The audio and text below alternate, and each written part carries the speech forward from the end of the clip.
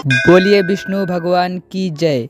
मेरे प्रिय भक्तों, श्रोतागण, भाइयों बहनों एवं माताएं, आज हम आपको श्रवण कराएंगे आषाढ़ शुक्ल पक्ष की देवशयनी एकादशी की पावन अमृतमयी पौराणिक व्रत कथा। तो दोस्तों, हमारे चैनल को सब्सक्राइब करें और कमेंट में हमें राधे राधे जरूर लिखें। भक्तों, आइए अब हम सब मिलकर श्रवण करते हैं मंगलमयी विष्णु भगवान की देवशयनी एकादशी की पौराणिक कथा। भगवान बंसी वाले बोले, हे धर्मात्माओं, मैं श्रेष्ठ युधिष्ठिर आषाढ़ मास के शुक्ल पक्ष की एकादशी का नाम देवशयनी है। ब्रह्मा जी ने नारद से कहा था, आज के दिन भगवान विष्णु को शयन कराया जाता है।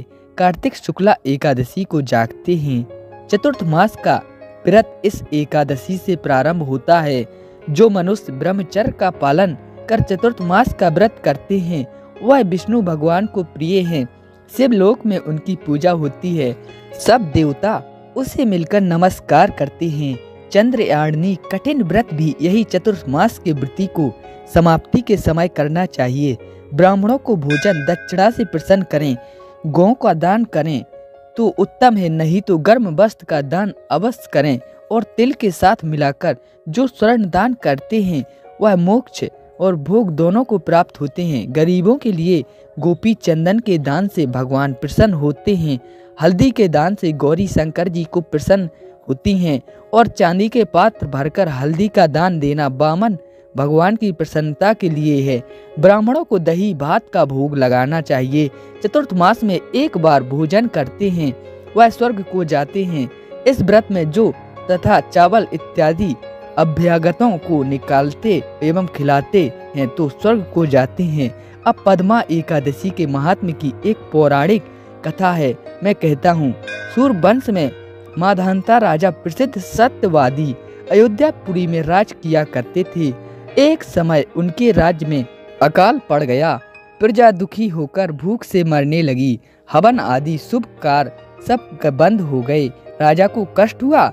इसी चिंता में वन को चल पड़ा। अंगिरा ऋषि के आश्रम में जाकर कहने लगा, हे सप्त ऋषियों, मैं श्रेष्ठ अंगिरा जी में आपकी शरण हूँ। मेरे राज्य में अकाल पड़ गया है। प्रजा कहती है, राजा के पापों से प्रजा को दुख मिलता है और मैंने अपने जीवन में किसी प्रकार का कोई पाप नहीं किया। आप दिव्य दृष्टि से देखकर कहो, अकाल पड़ने का क्या कारण है। अंगिरा मुनि बोले, सतयुग में ब्राह्मणों का वेद पढ़ना और तपस्या करना धर्म है, परंतु आपके राज्य में आजकल एक शूद्र तपस्या कर रहा है। शूद्र को मारने से दोष दूर हो जाएगा और प्रजा सुख पाएगी। मानधाता बोले, मैं उस निरपराध तपस्या करने वाले शूद्र को ना मारूंगा। आप इस कष्ट से छूटने का कोई और सुगम उपाय बतलाइए।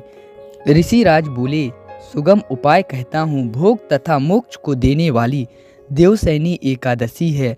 इसका विधि पूर्वक व्रत करो। उसके प्रभाव से चतुर्थ मास तक वर्षा होती रहेगी। इस एकादशी का व्रत सिद्धियों को देने वाला तथा उपद्रवों को शांत करने वाला है। मुनि की शिक्षा से मानधाता ने प्रजा सहित पद्मा का व्रत किया और कष्ट से छूट गए। इसका महत्व पढ़ने या सुनने से अकाल मृत्यु का भय दूर हो जाता है। आज के दिन तुलसी का बीज पृथ्वी या गमले में बोया जाए तो महान पुण्य होता है। तुलसी की पवन से भी यमदूत भय पाते हैं। जिनका कंठ तुलसी